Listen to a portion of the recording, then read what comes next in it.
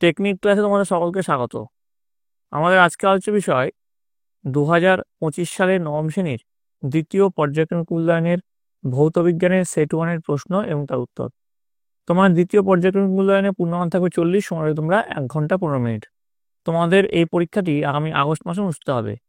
তোমাদের এর আগে দ্বিতীয় পর্যায়ক্রমিক মূল্যায়নের অল সাবজেক্টের রায় মার্টিনের প্রশ্নবিচিত্রা দুটো করে স্কুলের প্রশ্ন এবং তার উত্তর দেওয়া হয়ে গেছে। তোমরা যারা যারা দেখোনি তাই জন্য লিঙ্ক ডিসক্রিপশন বক্সে আছে, তোমরা সেখানে দেখে নিতে পারো। তোমাদের এই প্রশ্নোত্তর পর্ব শুরু করার আগে এবার দেখে নেব তোমাদের সিলেবাসে ঠিক কোন কোন চ্যাপ্টার রয়েছে এবং সেখান থেকে কি কি টাইপের কত নম্বর প্রশ্ন আসতে চলেছে। তো দেখে নাও আজকে প্রশ্নোত্তর পর্বটি। তো দেখো, তোমাদের যেটা প্রথমে যেটা চ্যাপ্টার থাকবে মোলের ধারণা, এখান থেকে তোমার দুটো এমসিকিউ, একটা 1 নম্বরের প্রশ্ন, একটা 2 নম্বরের প্রশ্ন এবং একটা 3 নম্বর প্রশ্ন থাকছে। পদার্থের গঠন ও ধর্ম, এখান থেকেও তোমার দুটো এমসিকিউ, 3টে 1 নম্বর প্রশ্ন, একটা 2 নম্বর প্রশ্ন এবং একটা 3 নম্বর প্রশ্ন থাকছে। দ্রবণ, এখান থেকে একটা এমসিকিউ, একটা 1 নম্বর, একটা 2 নম্বর, একটা 3 নম্বর প্রশ্ন থাকছে। অ্যাসিড, ক্ষার ও লবণ, এই চ্যাপ্টার থেকে তোমাদের দুটো এমসিকিউ, একটা 1 নম্বর প্রশ্ন, একটা 2 নম্বর প্রশ্ন এবং একটা 3 নম্বর প্রশ্ন থাকছে। এবং সবশেষে কার্য, ক্ষমতা ও শক্তি, এখান থেকে তোমাদের একটা এমসিকিউ, একটা 1 নম্বর প্রশ্ন, একটা 2 নম্বর প্রশ্ন এবং একটা 3 নম্বর প্রশ্ন থাকছে। মোট যেটা তোমাদের থাকছে, তোমাদের 8টা এমসিকিউ থাকছে, 7টা 1 নম্বর প্রশ্ন, 5টা 2 নম্বর প্রশ্ন এবং 5টা 3 নম্বর প্রশ্ন থাকছে। মোট থাকছে তোমাদের 40 নম্বর। এইভাবে তোমাদের ভাগ হচ্ছে। তো দেখে নাও তোমাদের প্রশ্ন এবং উত্তরগুলো ঠিক কেমন হতে পারে। প্রথমে যে প্রশ্ন, নিচের প্রশ্নগুলির উত্তর দাও। প্রতিটি প্রশ্নের মান আছে 1 করে, এগুলো এমসিকিউ প্রশ্ন। তো আমি তোমাদের সুবিধার্থে অনেক কটা অপশন দিয়েছি, এত কটা অপশন কিন্তু তোমরা পরীক্ষায় পাবে না। কোনটির ক্ষেত্রে অণুর সংখ্যা সর্বাধিক? এর মধ্যে দেখো, 1 গ্রাম O2, নাকি 1 গ্রাম F2, নাকি 1 গ্রাম N2, নাকি 1 গ্রাম H2। তো এটা সঠিক উত্তর হচ্ছে 1 গ্রাম H2, ডি হচ্ছে সঠিক উত্তর। কোনটিতে পরমাণুর সংখ্যা সবচেয়ে বেশি?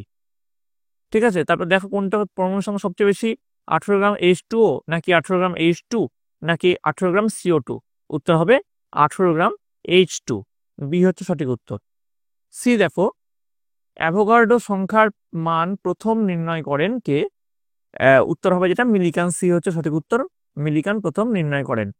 ডি দেখো, উষ্ণতা বৃদ্ধি পেলে ইয়ং গুণাঙ্কের মান কি হবে? উত্তর হবে হ্রাস পাবে। তারপরে দেখো, ই নম্বরের যে প্রশ্ন সেটা একবার দেখে নাও। তীব্র ঝড়ে ঘরের চাল উড়ে যাওয়ায় আমরা ব্যাখ্যা করতে পারি কিসের সাহায্যে? স্টোকসের সূত্র, নাকি বার্নৌলির নীতি, নাকি নিউটনের সূত্র, নাকি কোনটি না? উত্তর হবে বার্নৌলির নীতি। পরের প্রশ্ন, স্থিতিস্থাপক গুণাঙ্কের মাত্রা তোমাদের নিচের কোন রাশির সঙ্গে সমান? অপশন আছে বল, ভরবেগ, পীড়ন, ত্বরণ। উত্তর হবে পীড়ন, সি হচ্ছে সঠিক উত্তর। ইমালশনের উদাহরণ দাও। ইমালশনের একটা উদাহরণ হচ্ছে দুধ। অ্যাসিড বৃষ্টির জন্য দায়ী গ্যাসটি কোনটা? NO2। ঠিক আছে, এবার দেখো, কারণ হচ্ছে SO2, NO2, CO2 এই তিনটি অম্ল বৃষ্টির জন্য দায়ী। ঠিক আছে, তো তিনটাই কিন্তু অম্ল বৃষ্টির জন্য দায়ী থাকছে। তারপর দেখো, মিথাইল অরেঞ্জের আম্লিক মাধ্যমের বর্ণ কিরূপ? এটা যেটা সঠিক উত্তর সেটা হবে ডি, গোলাপি লাল। দুটি বস্তুর রৈখিক ভরবেগ সমান কিন্তু তার ভরবেগের অনুপাত 2:3, বস্তু দুটির গতিশক্তির অনুপাত কত? উত্তর হচ্ছে এ, 3:1। আমরা জানি এটা এর অনন্যক হয়ে যায়। তারপরে দেখো 2 নম্বর, নিচের প্রশ্নগুলির উত্তর দাও। প্রতিটি প্রশ্নের মান আছে 1 করে। যে কোনো 7টা প্রশ্ন তোমাদের উত্তর দিতে হবে এখানে। প্রথম প্রশ্ন দেখো, কোনো গ্যাসের গ্রাম পারমাণবিক ভর ও গ্রাম আণবিক ভরের মান সমান?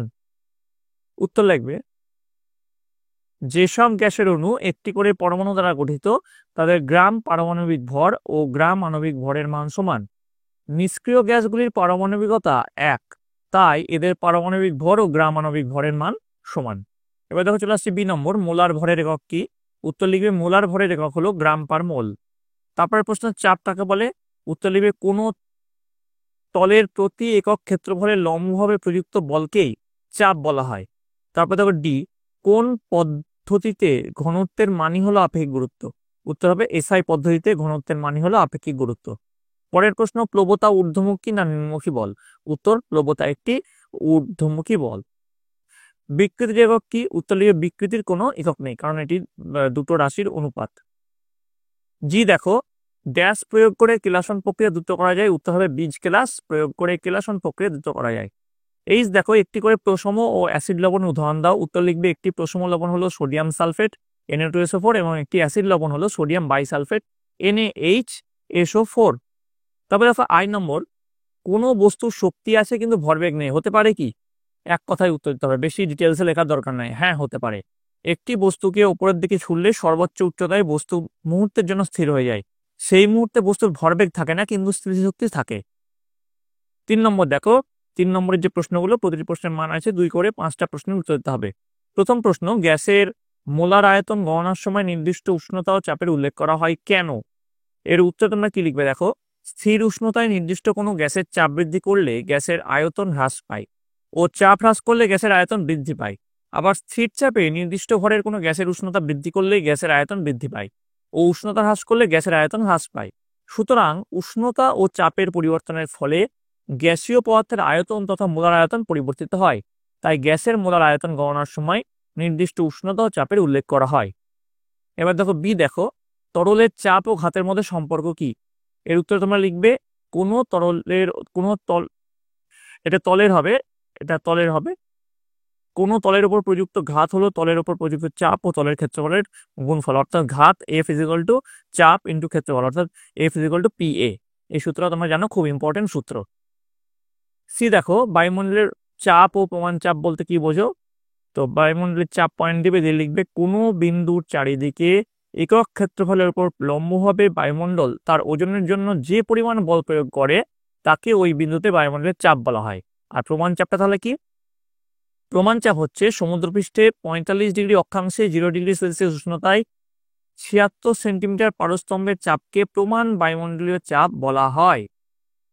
তারপর দেখো ডি, কোলয়েডের দুটি গুরুত্বপূর্ণ বৈশিষ্ট্য উল্লেখ করো। দেখো উত্তর লিখবে কোলয়েডীয় দ্রবণের কণাগুলি প্রকৃত দ্রবণের কণা অপেক্ষা আকারে বড় কিন্তু প্রলম্বনের কণা অপেক্ষা ছোট।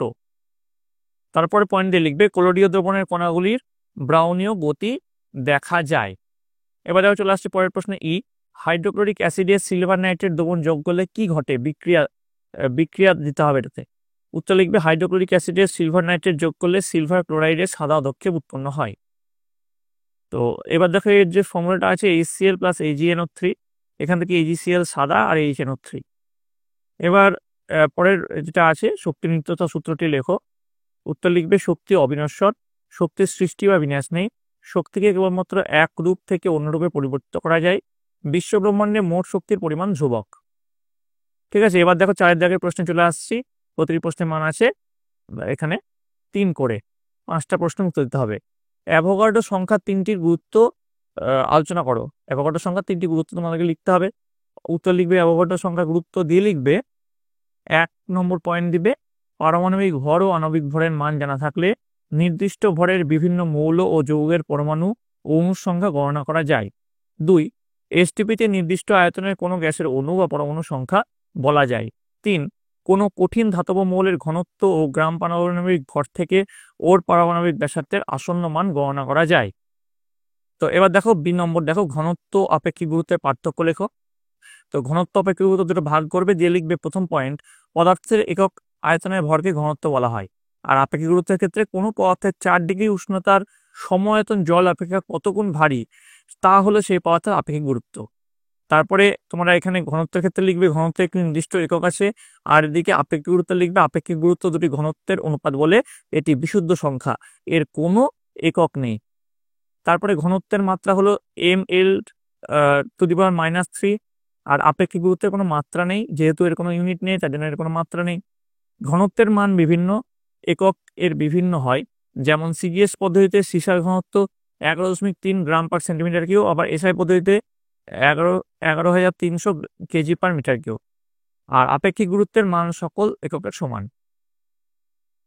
এবার দেখো পরের প্রশ্ন, 1 লিটার আয়তনের একটি দ্রবণে 90 গ্রাম গ্লুকোজ দ্রবীভূত আছে।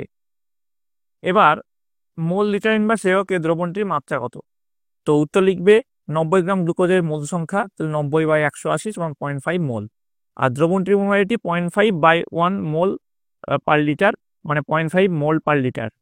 তাহলে মোল পার লিটারে আমরা কিন্তু এটা পেলাম। আচ্ছা, L⁻⁻1 মানে তোমরা সকলে জানো কিন্তু মোল পার লিটার এটা বলা হয়েছে। ডি, দেখো অম্লরাজ কি? অম্লরাজ বা অ্যাকোয়ারিজিয়া হিসেবেও প্রশ্নটা তোমাদের এখানে থাকতে পারে। আর এর একটি ব্যবহার চেয়েছে, উত্তর লিখবে 3 আয়তন গাঢ় হাইড্রোক্লোরিক অ্যাসিড ও 1 আয়তন গাঢ় নাইট্রিক অ্যাসিডের মিশ্রণকে অম্লরাজ বা অ্যাকিউরেজিয়া বলে। এর ব্যবহার হচ্ছে অ্যাকোরিজিয়া বা অম্লরাজ সোনা এবং প্ল্যাটিনাম ধাতু দ্রবীভূত করতে ব্যবহার করা হয়। তারপরে এই ধাতবগুলি নিষ্কাশন, ধাতব যেগুলো পদার্থ হয় সেগুলো নিষ্কাশন ও পরিশোধন করতে ব্যবহৃত হয়। মেশিন ও পরীক্ষাগার কাঁচের জিনিস থেকে ধাতু ও জৈব পরিষ্কার করার জন্য ব্যবহার করা হয়। পরের যে প্রশ্ন, কার্যহীন বল কাকে বলে, একটি উদাহরণ সহ বুঝিয়ে দাও। উত্তর লিখবে কোনো বস্তু বা প্রযুক্ত বলের প্রয়োগ বিন্দু সরণ পরস্পর সমকোণে হলে প্রযুক্ত বল কোনো কার্য করে না, এই ধরনের বলকে কার্যহীন বল বলা হয়। উদাহরণ, এক ব্যক্তি সুটকেস হাতে অনুভূমিক পথে হেঁটে যাচ্ছেন, সুটকেসের ওজন উল্লম্বভাবে নিচের দিকে ক্রিয়াশীল এবং ব্যক্তির সরণ ওজনের সমকোণে, তাই অভিকর্ষ কোনো কাজ করে না। এখানে অভিকর্ষ হলো কার্যহীন বল। তো এই গেল তোমাদের নবম শ্রেণীর দ্বিতীয় পর্যায়ক্রমিক মূল্যায়নের সাজেশন প্রশ্ন এবং তার উত্তর। তোমাদের যদি আরও এক সেট প্রশ্ন এবং উত্তর দরকার হয়, ইম্পর্টেন্ট প্রশ্ন এবং উত্তর দরকার হয়, তোমরা কমেন্টে জানিও। তোমাদের জন্য এই ভৌত বিজ্ঞানের আমি আরও এক সেট প্রশ্ন এবং উত্তর নিয়ে আসবো। এছাড়াও তোমাদের যে বাকি সাবজেক্টগুলো আছে সেগুলো খুব তাড়াতাড়ি ইউটিউবে নিয়ে আসা হবে, তার জন্য তোমাদের সকলকে এই চ্যানেলের সঙ্গে যুক্ত থাকতে হবে। তোমাদের যদি এই ভিডিওটি ভালো লেগে থাকে অবশ্যই লাইক করবে, বন্ধুদের কাছে অনেক অনেক শেয়ার করবে। আর তোমাদের যে এই ভিডিওটা দেখেই পরীক্ষাতে বসবে সেরকম নয়, তোমরা তোমাদের বইয়ের চ্যাপ্টারগুলো খুঁটিয়ে পড়ো। তোমাদের বলে দিয়েছি কোন কোন চ্যাপ্টার থেকে কত নম্বরের প্রশ্ন আসতে চলেছে, সেইভাবে তোমরা চ্যাপ্টারগুলি খুঁটিয়ে পড়ো। আশা করি তোমাদের পরীক্ষায় 100% সাফল্য নিশ্চিত। তোমরা সকলে ভালো থাকো, তোমরা সকলে সুস্থ থাকো।